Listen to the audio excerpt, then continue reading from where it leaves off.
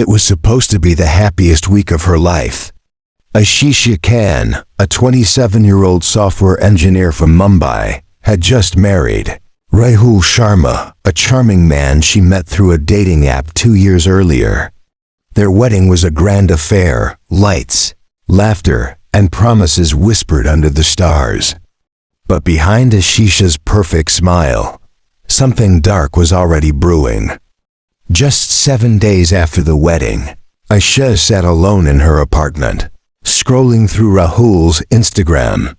Her hands trembled as she stopped on a photo, Rahul in Sydney, standing beside another woman. The caption read, "New beginnings."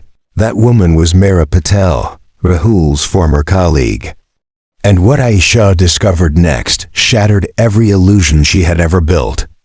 Rahul had left for a business trip, but in reality, he had flown to Australia with Meera on a honeymoon that wasn't hers. Neighbors later recalled hearing loud arguments the night before Rahul's flight. Aisha's voice echoed through the walls. Pain, betrayal, and disbelief. The next morning, Rahul was gone, leaving only a note. "We need space. I'll be back soon." But Aisha wasn't the kind of woman who waited. Within hours, she checked flight prices, her eyes cold and determined. A one-way ticket from Mumbai to Sydney, $350. That's all it took to turn a heartbroken bride into a woman with a plan. As her flight lifted off that night, Aisha whispered to herself, "You took my love to another country. Now I'll bring your ending there." No one knew then, not her family, not her friends, that this journey wasn't about reconciliation. It was a mission. And Sydney had no idea what was about to land. When Aisha landed in Sydney, the city lights glimmered against the night sky, beautiful, peaceful, and unaware of the storm that had just arrived. She checked into a cheap motel near the airport, her face hidden behind dark sunglasses and a scarf. The only luggage she carried was a small black bag, her passport, and a photo of Rahul with Meera. That photo became her obsession. Every detail, Meera's blue dress, the cafe sign in the background, the reflection in the glass, was a clue. Within hours, Aisha began tracing them online. Rahul's location tags, Meera's recent posts, even a local business logo gave her the lead she needed. By the third day, she found them, staying in a luxury apartment near Darling Harbour. Aisha stood across the street that evening, watching them through the glass balcony. They were laughing, wine glasses in hand, like nothing had ever happened. Her hands clenched into fists. She whispered, "So this is what love meant to you." That night, Aisha began planning. She bought a prepaid SIM card, used a fake name at a second-hand store, and purchased a kitchen knife, the kind used by chefs. Her heart raced, not with fear, but with a cold, calculated purpose. Meanwhile, Rahul had no idea.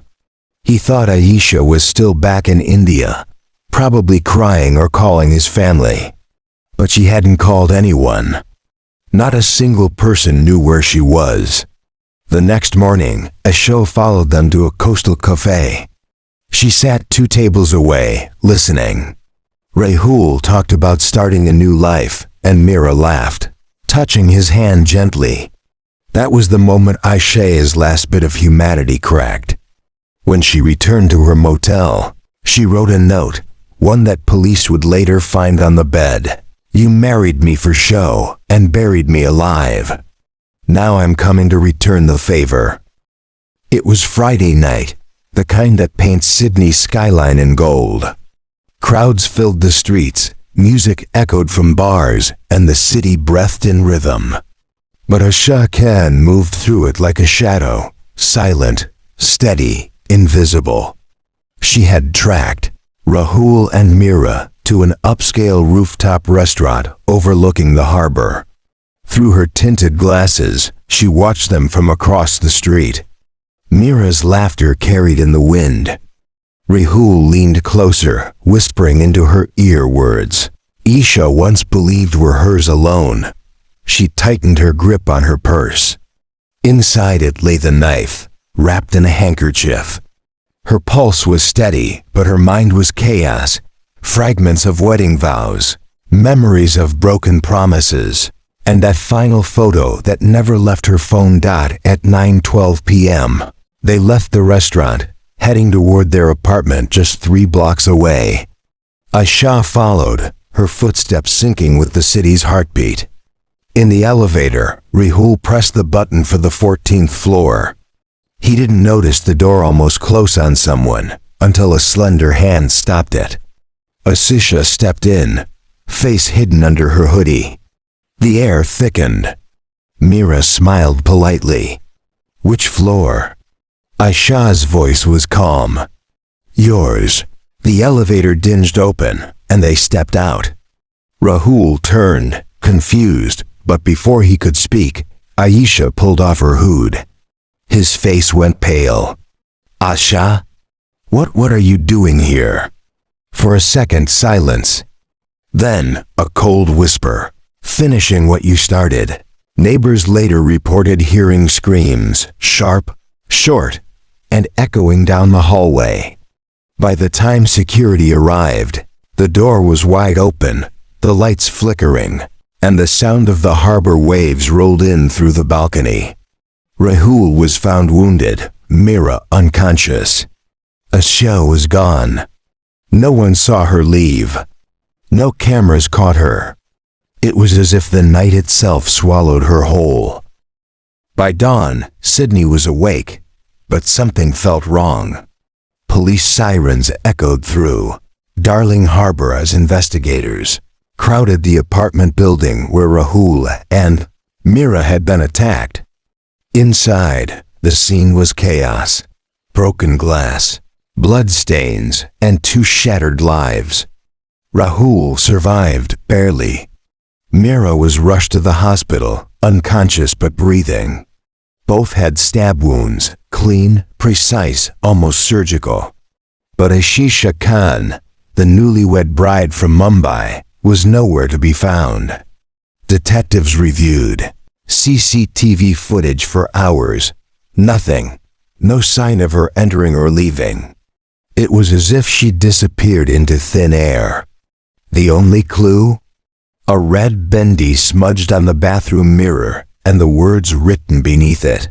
"You promised forever." News of the case spread like wildfire. "The Vanishing Bride," headlines read. Social media exploded. Theories, debates, and sympathy posts flooded every platform. Some called Asisha a monster. Others called her a victim of betrayal pushed beyond the edge. Interpol got involved. They traced her flight, tracked her phone, but it had gone offline right after the attack. Even her passport details were useless. Someone matching her description had boarded a private ferry heading toward the coast that night and vanished at sea. Weeks passed, then months. Rahul recovered, but the scars, both visible and invisible, never left. He later moved back to India, keeping a low profile. Mira refused to speak publicly, haunted by the woman she once mocked behind a screen. And then, a year later, a chilling update surfaced. A small coastal village in southern Indonesia reported sightings of a woman teaching English at a local school. Calm, quiet, wearing a ring on her finger that didn't belong there. The locals called her Miss AK. She never spoke of her past. But every evening, she'd sit by the shore, staring at the sea, the same direction where Sydney disappeared behind the pine horizon. Was it really Aisha Khan? No one knows. But sometimes, late at night, travelers passing through swear they've seen her silhouette against the water, a woman in a red wedding sari, standing in silence. And if you listen closely, you might still hear her voice in the wind, Forever means forever.